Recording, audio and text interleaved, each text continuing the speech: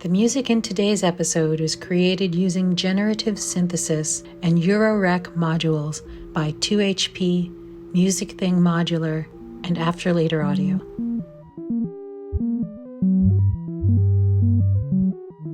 Alicia, how are you feeling? I'm good. How about you?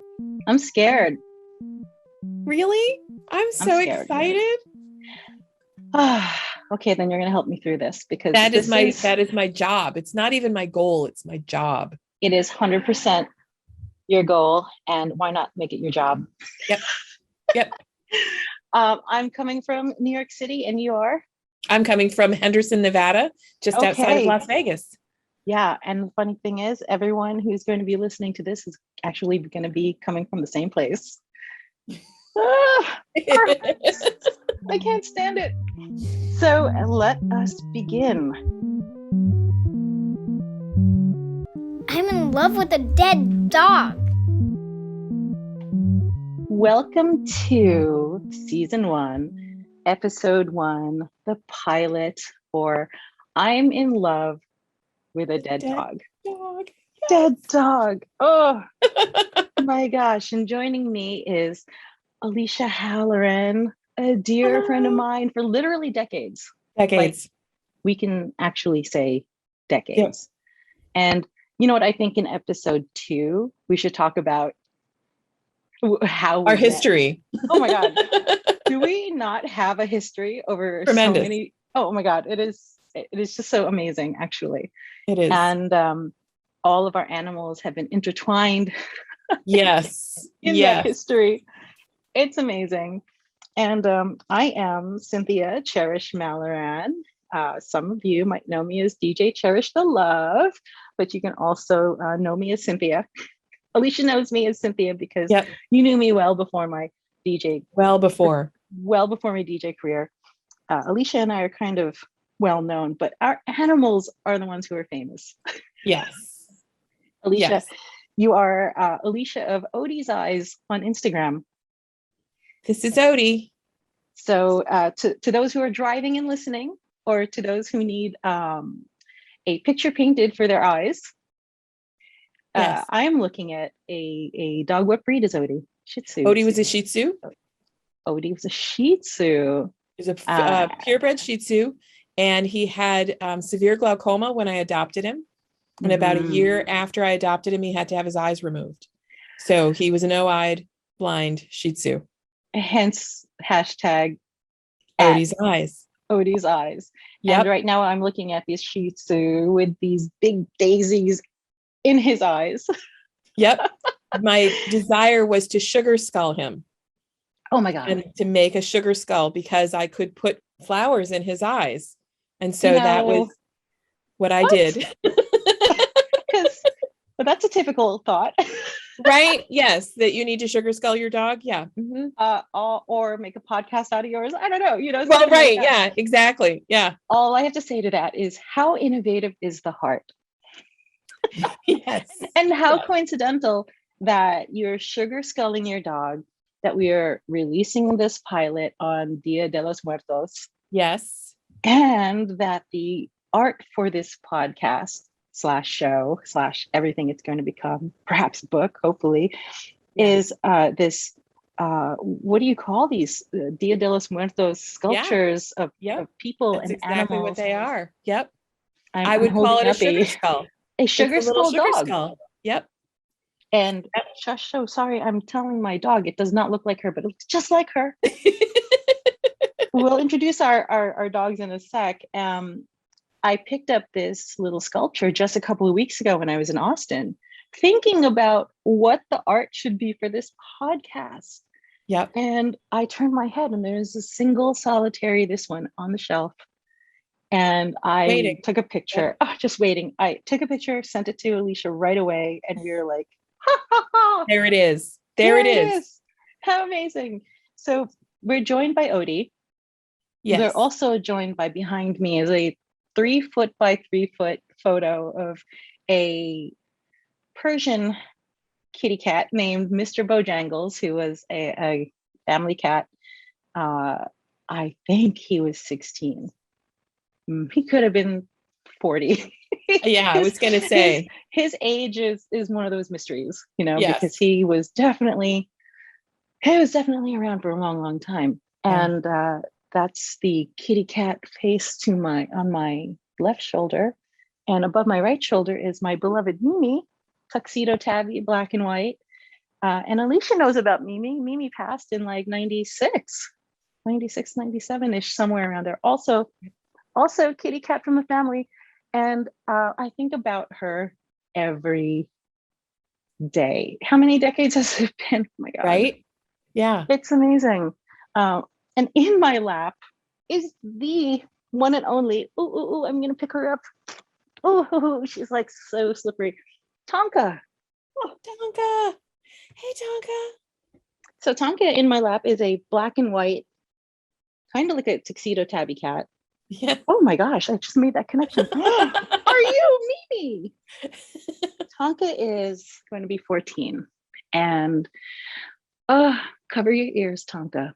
Well, she can't hear me anyway because she just turned deaf, but she knows. So the impetus for this show that is called I'm in Love with a Dead Dog is this summer. It was around, oh, I know exactly when it was. It was July 4th because it was Independence Day. And I realized, oh my gosh, Tonka is not afraid of fireworks. Finally. It only took her about 14 years to learn that they're harmless. Right? They were going off, boom, boom, boom, boom. And she was just chill. And I was like, wow, amazing, Tonka. You're just so always amazing. Growing, always changing. Oh, always learning. And then through the summer, as I'm walking her, I'm realizing, wow, she's not afraid of skateboards anymore. She's also learning harmless. Right. Then it dawned on me, oh, she can't hear it. Oh, gosh. Yep. 13 and a half years old and you can't hear these things. It was like straight to the doctor you go because clearly you had a stroke or a brain tumor. That's where my brain went right away. I go to the vet and vet's like, she's healthy, she's fine, she's just older, she's more in her sunset years and her sunrise years. Yes. And she's okay, just love her up and know that she can't really hear you. She's going to start being more insecure and show a lot more communication with her paws. Like she scratches my leg to say hi. She's very much more communicative, but also very insecure now. Like she'll hang around the front door. I'll hit her when I come home because she can't hear me around the apartment. Yep. So even though the vet said she's fine, and yes, she's older, of course, my heart goes into a panic loss, pun intended, tailspin. Right. And I'm like, I go home and I'm like, my dog's dying. Yeah. She's not. She's totally good. She's warm and she's beautiful and she's, eating and stuff. But I couldn't sleep. And I just kept thinking about, the overarching question for this show, which is, can you prepare for the loss of your beloved animal best friend? Now, Alicia's making a face like, try. Well, it's interesting. One of the things that came up for me today, I was thinking about it and the preparing, and I thought of my cat Minu, who was, I think she was 12. They said she was 12 when I adopted her. She was probably closer to 16. And she came from a shelter that was a no-kill shelter at the time. So that was a long time ago. They weren't all that. And they said they couldn't take her because she was too old and that they didn't know what to do with her. So 2 hours later, another couple came in and said, there's a cat tied to the lamppost at 2nd Avenue. So they took her. And so she was there for about 6 months. I met her on my birthday. And I was like, it seems kind of sad that she's here. And they're like, yeah, she doesn't really eat. She's really unhappy. And I said, I can't adopt her, but, they're like, have you ever heard of fostering? So I fostered her. And they said that she would last probably 3 months. So I had her for 3 years. And animals last with Alicia. Let's just say. They do. But one of the things that I called her was my practice cat, because Barney was my current cat. And Barney was like, Barney's not allowed to die ever, ever, ever, ever. And so I knew at some point she would. So I kind of got a practice cat who I knew was going to die before her. And so I could somehow prepare. And miraculously, she died 2 weeks before I moved from New York to Chicago. And that was probably my first foray into animal communication without having any training or anything like that. That it was like, listen, you can't move with me because you're not going to survive it. And I don't have any friends in Chicago. So like, I'm just going to be alone and sad. And so her end was the celebration of my leaving. And so there were parties, there were all sorts of things that I went to. So I was always celebrating. And that I will say that at 3 months after I moved to Chicago, Barney did die. And the fact that Minu died first was actually easier. It did help. Oh my goodness. The practice cat. But I literally called her my practice cat. Yeah. Okay. I think what the two of us are going to realize is our level of emotional intelligence and all of this, or at least I think so. I mean, it's a hard topic, and it's a topic that is so relatable by anybody who has loved a non-human best friend. Oh my gosh. I mean, I'm petting Tonka now, and her warmth and her everything is just so therapeutic for me. And you know, being a perpetual student of impermanence, here we go. So this episode is called Every Pet is a Shooting Star. Reasons for that. I mean, really, let's talk about impermanence for a second. I thought I was getting my lessons from surviving breast cancer, losing body parts and things like that. But everything in life, and especially everything you love, is a lesson in love, death, impermanence, all of the above. And I think it's so healthy to talk about it. Definitely. What I'd gotten in feedback before we started to record, and from folks who I was talking to, people who are submitting pictures of their beloved pets, are saying, we so need this. I think you got some of that too. And for sure. Why do you think so? Like, why do you think people are like, oh my God, it's such a hard topic, but people aren't afraid of this? Right. I think a lot of it is the similarities and the vast differences. Like, everybody has the experience. It's the same experience, and everybody experiences it differently. And it's really wild to see that. One of the other parts is that it's also an isolating experience, because we tend to internalize all of that and feel badly. We feel really guilty. We feel really sad in our grieving. But it's internal. And there's a fear, and there's a good reason for that fear. People are like, well, you know, it's just a dog, it's just a cat, that people don't care. I thankfully have never experienced that. I think people have always been very, very generous about that. But to be able to manage that, and that could be within your family as well, that, you know, you live with people who are like, you know, it's just a dog.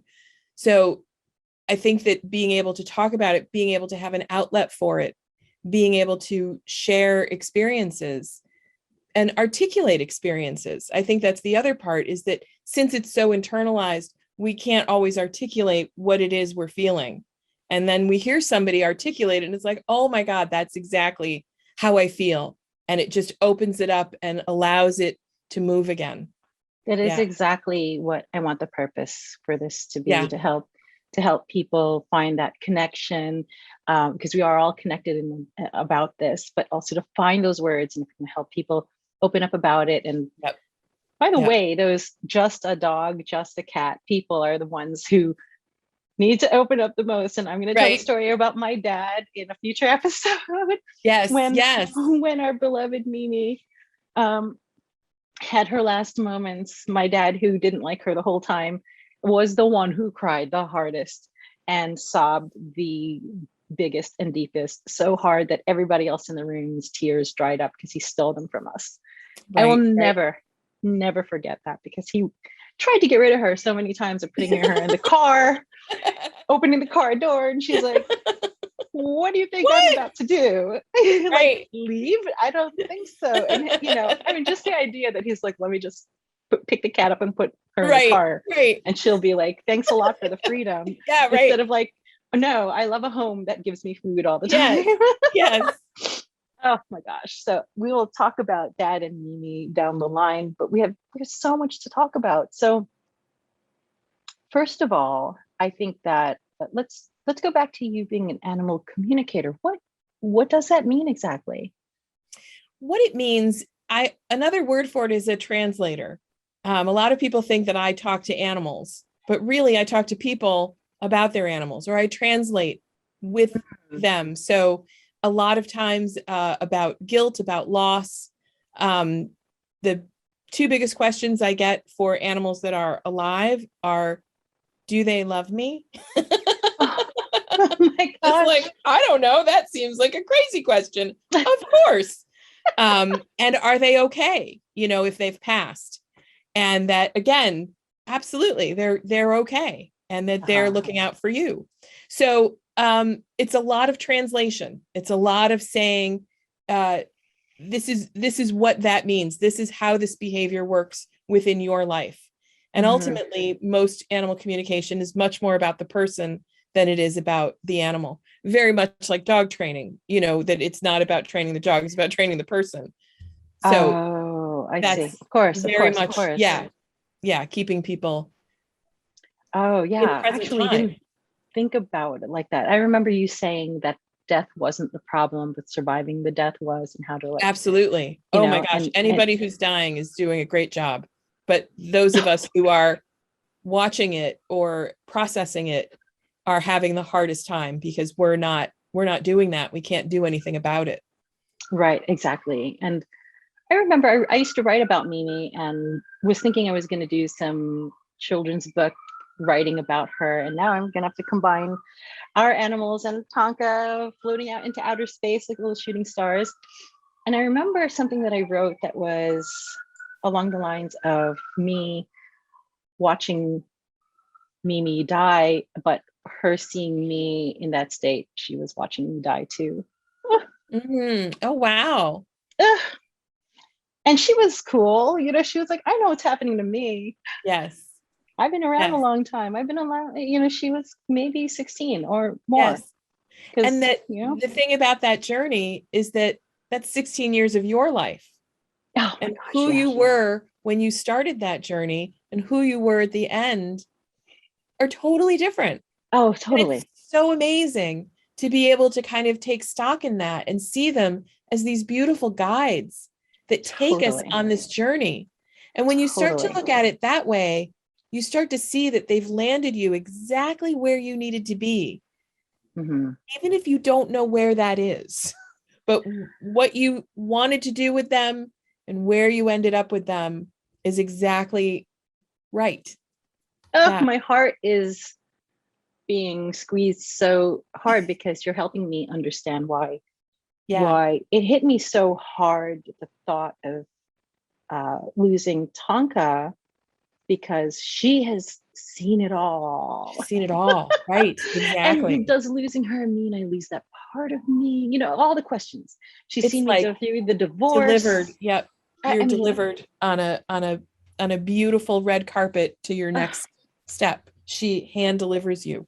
She was with me through chemo, through broken bones, through 3 broken hearts, through so broken much faces. travel, broken faces, broken teeth, broken spirit, most of all. And she was there. And so many funny stories about going through chemo with her, how she would keep her distance because she knew I was toxic from the stuff in my system. Right. She would keep her distance, but be there just enough.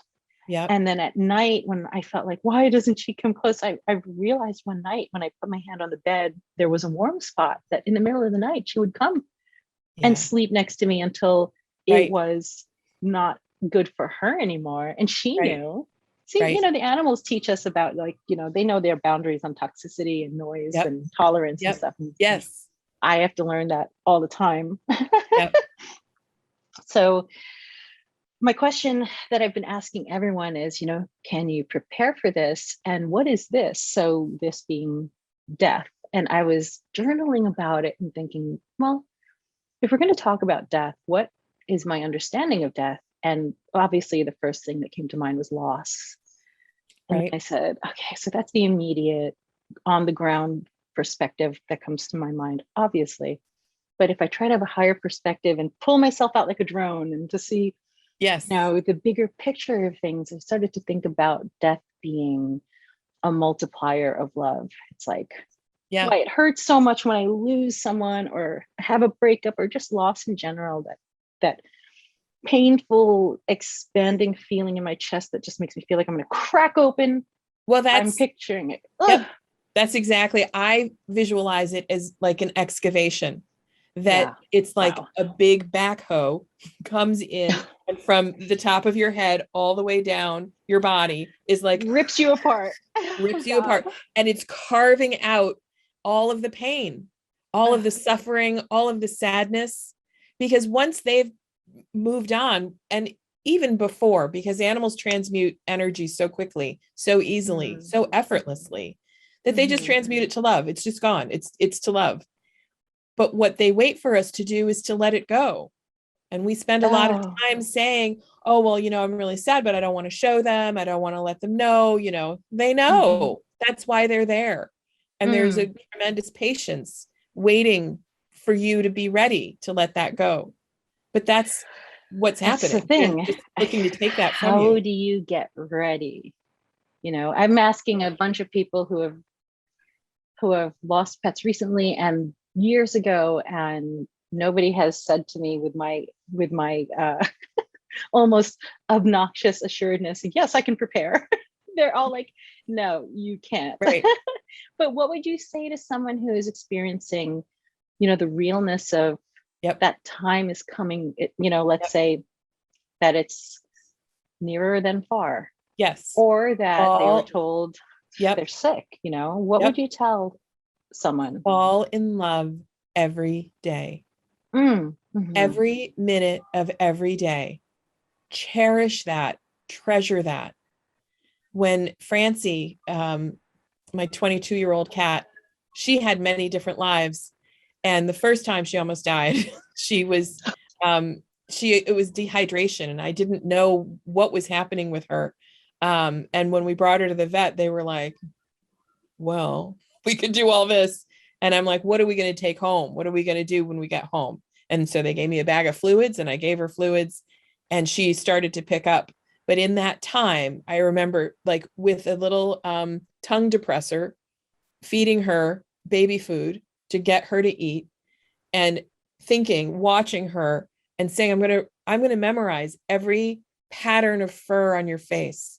I'm going to look at you every day like I've never seen you before, and just fall in love. And that really was our relationship. Years before. Francie always slept with me. She slept on my face. She was like, I called her the face hugger, because she was always right there. And there was about 10 days, 2 weeks, many years ago, that she stopped. She just stopped sleeping with me. And I was really like, I don't know what to do about that. And I'd bring her to bed and she'd leave. I'd bring her to bed and she'd leave. And then I'd go and check on her and make sure she was okay. And then she decided to come back. And from that day forward, it was like, this will never be taken for granted. This is what I want. And so this is what we'll do. We will sleep together cozily, comfortably every single night. And it will never be annoying. It will always be wonderful. And so it's like making those decisions and making them very consciously, that anything can change at any moment. And so that treasure that they are, to sit with that treasure and just love it so much. Oh, it's just, to me, it's delicious. And it is so, yeah. Of course, I'm getting, all triggered, and I'm sure anyone who's listening to this is like, oh my God, yes. I have been doing that with Tonka. I've been enjoying her, what my friend calls sugar face, now that it's more white in different places, her little sugar face, and just looking at the sharpness of these white furs and remembering something you told me quite a while ago, which was memorize them. Right. Yeah. Ugh, I'm getting Yeah. chills inside. It's just so beautiful. And I think, again, like the purpose of understanding their impermanence, our little shooting stars that literally are momentary. Even Yep. if it's 20 years, 22 years, Yep. that's still momentary. Yep. It's a longer momentary than Right. some other Right. momentaries. But it is, God, it's so special and it's so painful. Yeah. Yeah. So There's painful. no doubt about that there is tremendous pain. And I think it's also knowing that is what the pain is, that if you then go through the rest of your day or life or week or month, that sadness, that downness, that I don't really want to do anything, that's all part of it. And to embrace that, and that instead of thinking, well, I'm, a loser, I don't do anything, I'm always sad, that there's a reason, and to be able to express it, but also embrace it, I think is really important, because it is, again, it's a journey kind of coming out of it, that you come out differently than you went in. Because the last thing you want to do is be so afraid of death that you ignore the one that you love. There's so much of that. Yep. That happens. And I understand that. I understand that. It's a lot. It's a lot, but that's why we're here, to talk about it. Yes. And hopefully free that up. Someone is listening in their solitude and thinking about it, and that we're helping.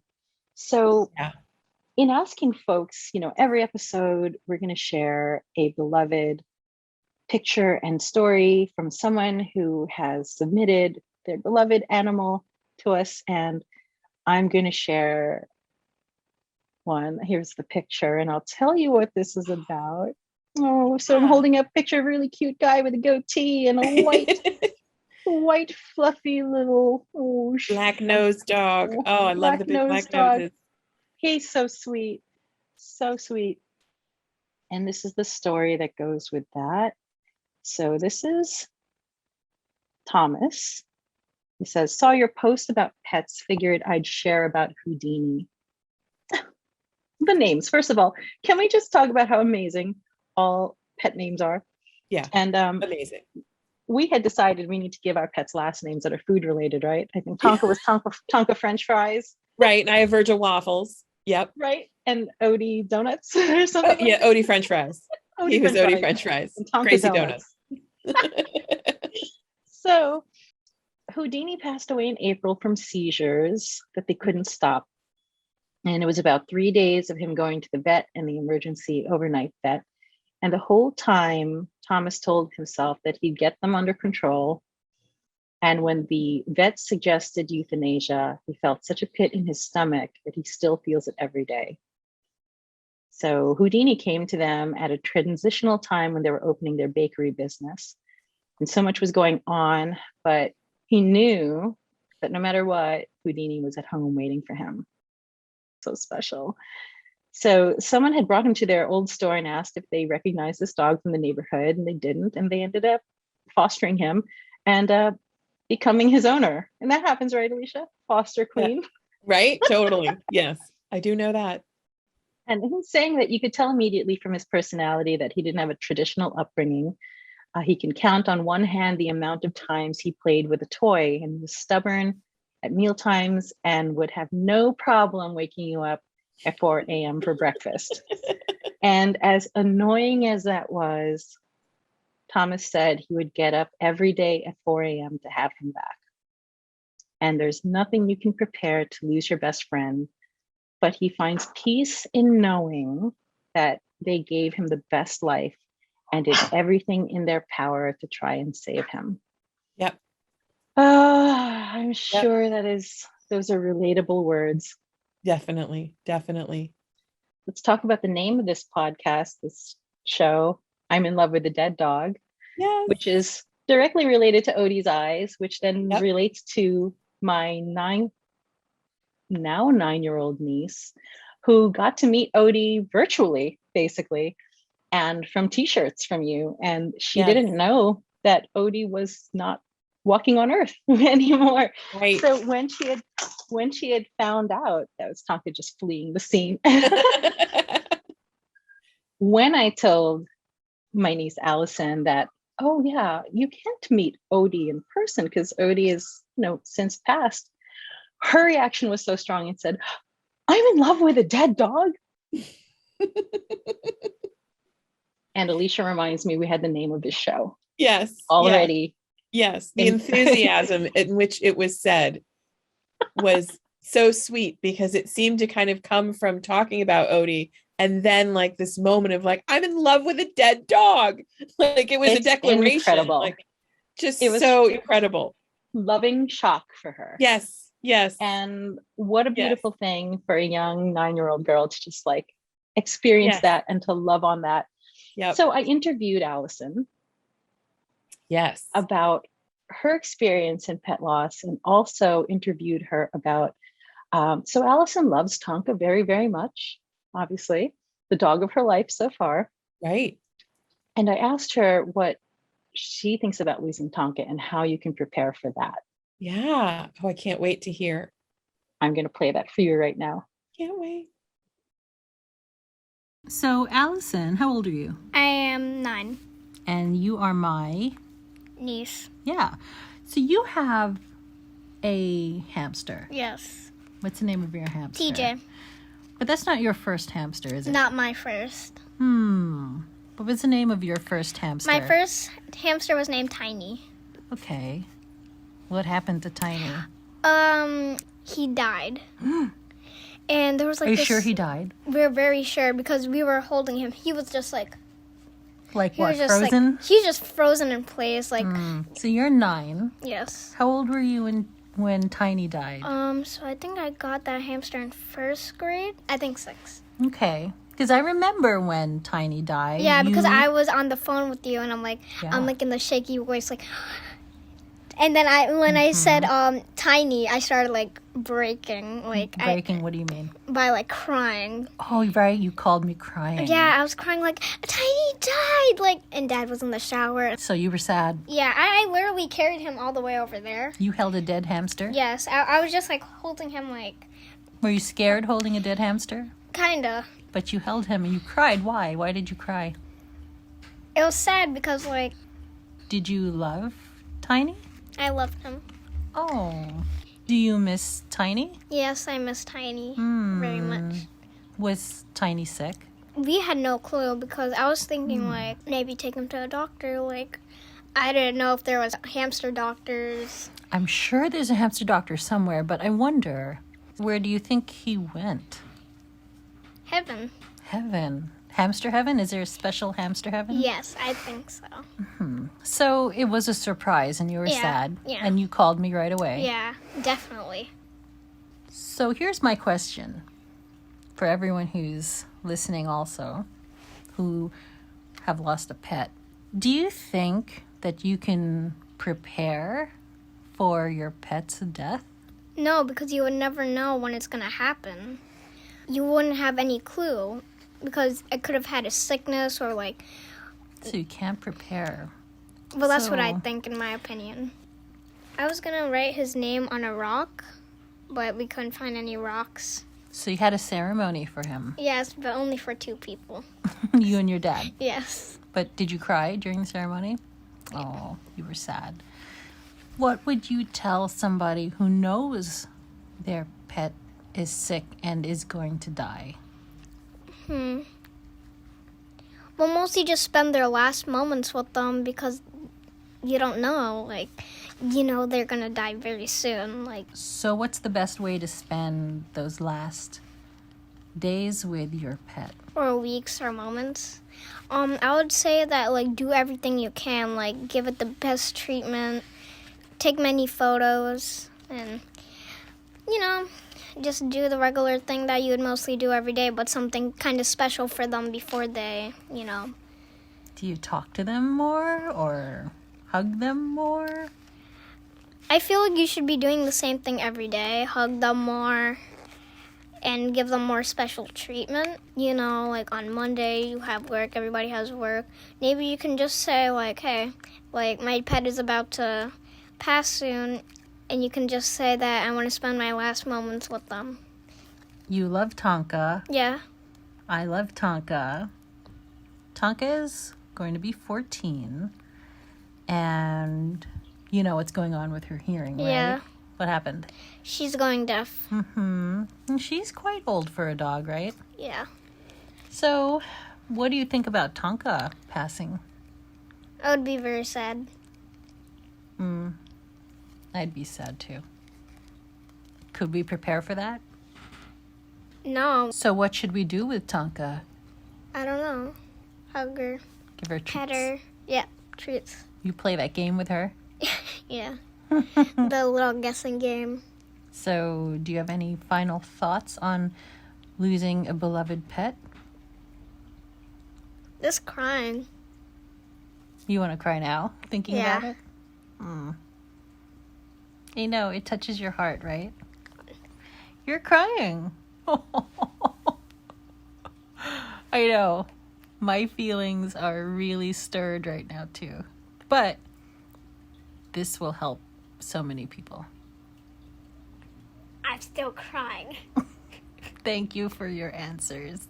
I'm still crying. I need tissue. God. That is absolutely epic. Oh, okay. Oh, delicious. Hold on. That was epic. Absolutely amazing. Oh my gosh. Oh my gosh. Yep. Oh my She got gosh. me. She got me. I've got the little tears. Yep.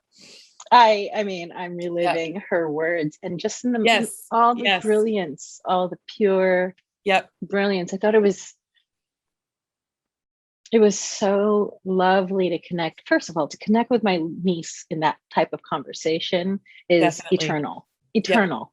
Yep. You know, I know in 30 years she'll be like, remember when you made me cry Right. talking about this? Yep. And I just watching her well up Mm-hmm. and then use her words still while she was tearing up Yes. and knowing that she at such a young age already experienced that trauma of Yep. loss of something that she took for granted, maybe even, you know, she was Yeah. 6. Yeah, exactly. And Like, what do you, yeah. Mm-hmm.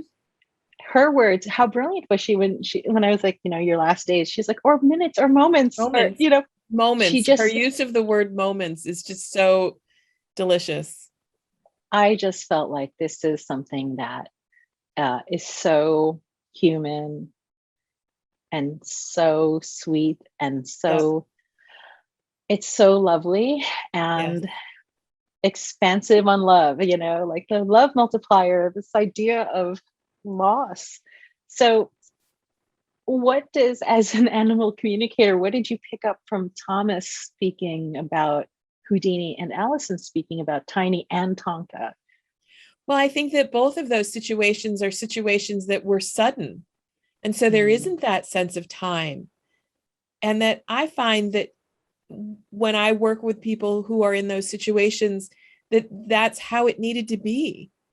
That there's something about how that shift occurred, that it's like a quick break versus a long lingering, that's just how that relationship worked. And usually when I speak to the people who are experiencing that, they're like, oh my God, exactly. And other people who have linger, it's like, oh my gosh, exactly. They could never do the other. It's Right. such an amazing way in which they leave us in exactly the right way, even if it seems hard or shocking or just unbelievable fast, that it makes sense. It makes sense as to who they were. It makes sense as to who the person is, the situation. It all has the potential to make sense of it. So that's really the parallel of those two stories, is that they were both fast. You know, one knew, you know, what was going on, but that's age, that's experience. And with Allison, hamster, just rolling around in the cage. Yeah, what are you going to do? And there you go. So to everyone who's listening, you have your version of the same thing that is different and unique and personalized and special, and your shooting star heart up there. I don't even know what more to say for this first pilot. episode because I feel like we just went in Yep. and we've only just begun. Yep. So There's so I mean, much. there's so to much. talk about. Yep. And I'd love to invite folks who are listening to DM us, Yep. message Be in us, touch. Yep. be in Definitely. touch. If you have thoughts, if you have photos, if you have a story, if you want us to Talk just about feel, a particular thing, a particular Yeah. aspect. please we would do love to know. send to us. Yes. We will give you all the info. For me, it's at DJ Cherish the Love. That's spelled DJ CHERISHTHELUV. So it's love spelled LUV. And Alicia is At Odie's Eyes, ODIESEYES on just Instagram. DM us. Just We DM would us. Yep. love to hear from you. Yep. And we're going to go for now and start thinking about what episode 2 should sound like. Yeah. So if you have any input, and Alicia, I mean, any words for the closer right now? I think the idea of having that special time that Allison was talking about, doing special things, that those don't have to be when you know that they're dying, that they can happen before that, and that those times can be treasured every day, taking Tonka to the beach, that's just magical. Being able to do those things and being able to have the reverence in that moment of this is magic is just the best. And that carries you through being able to be present for those times. Yeah. This is such a recurring theme. So I'm gonna yes and to what you just said, Alicia, Yes. and say every moment is magic and enjoy it. It's precious. Our beloved animal friends are super precious. Yes. And those who are listening, you are precious. Thank you. And please come back for more. Yes. Thank you so much for joining us on our first episode of I'm in Love with a Dead Dog. Every pet is a shooting star. What I learned from this episode is to fall in love every day. Every minute of every day. Cherish that and treasure that. So please come back for more. Alicia and I are going to keep bouncing around the question, how do we prepare for this? And if you have a beloved pet story and photos you'd like to share with us, please do, and send it to our email, inlovewithadeaddog@gmail.com. Please subscribe, put your comments in the comment section below. Let us know how we can make episode 2 even better, because we're here to help people. I'm in Love with a Dead Dog is produced by Impermanence Films, hosted by Alicia Halloran and Cynthia Cherish Malaran. Today's story contributors are Thomas Quinn and Houdini, along with Allison Malaran and Tiny. Today's artwork is by Allison Malaran. Contact us at inlovewithadeaddog@gmail.com. We would love to hear from you. I'm in love with a dead dog.